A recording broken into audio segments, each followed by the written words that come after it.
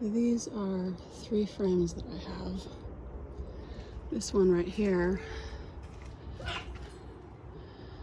has the headboard, the footboard, and the side rails right there.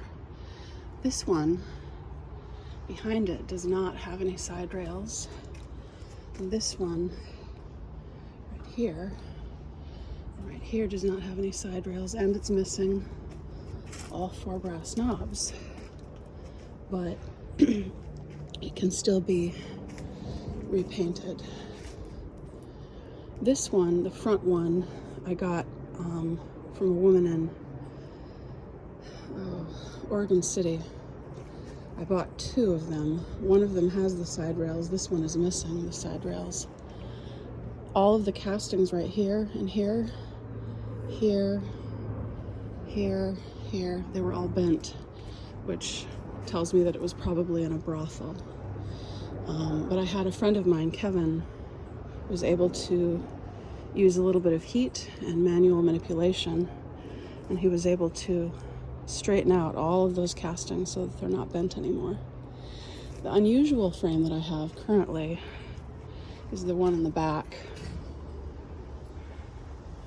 It's right there. It's the heaviest frame I've ever gotten, and it is also missing the side rails. It's called a wedding band, if you can see it. There's a circular area,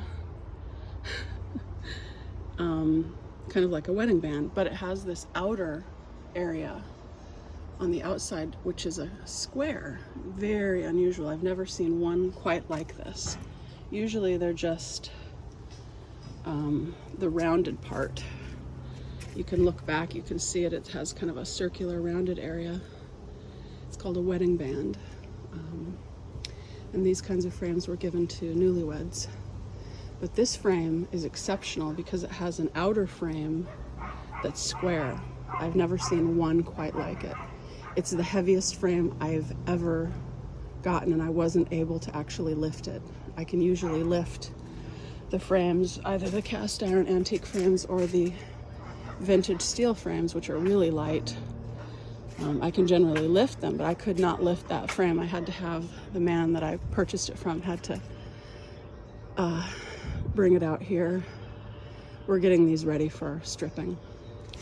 And this is, these are 2 vintage steel frames. So this one was painted white with some kind of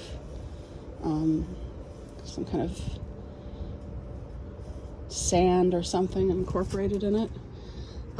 Usually they were brown. These were institutional beds, you know, mental hospitals, sometimes hotels, motels, and expensive motels.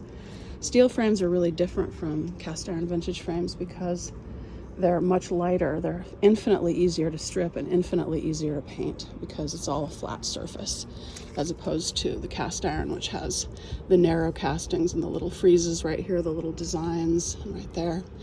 This is a bed that I got. It has brass ornamentation right here.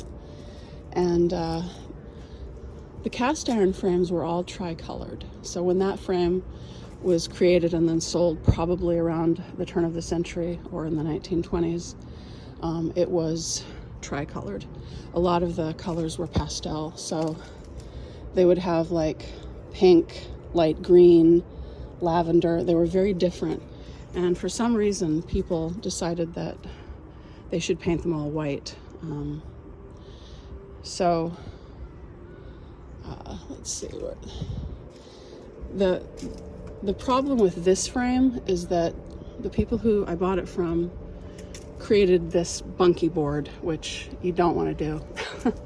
So they took the side rails, which are right here, and they put a bolt through it, which damages the side rail, so that they could attach this wooden bunkie board, and then you just put the mattress over the bunkie board. That's not what you want to do, and it damages the frame.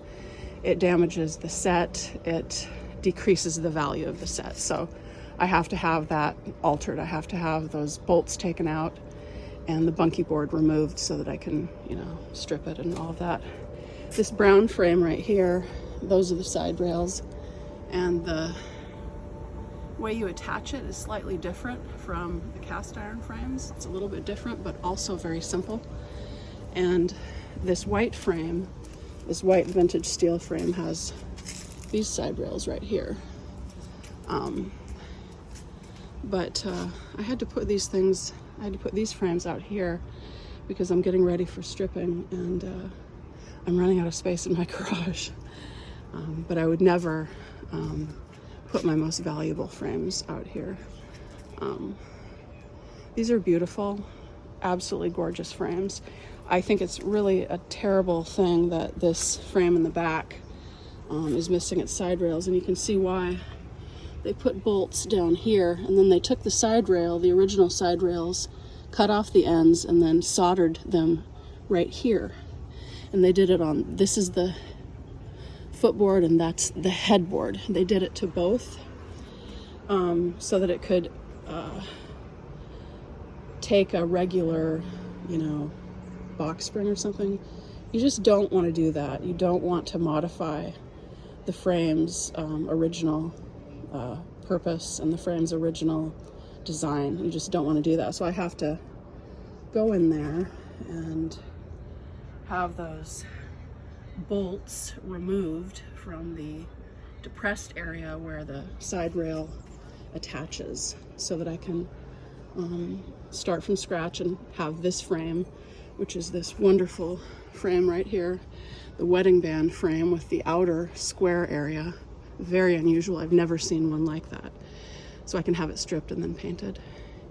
Anyway, these are some of the frames I have.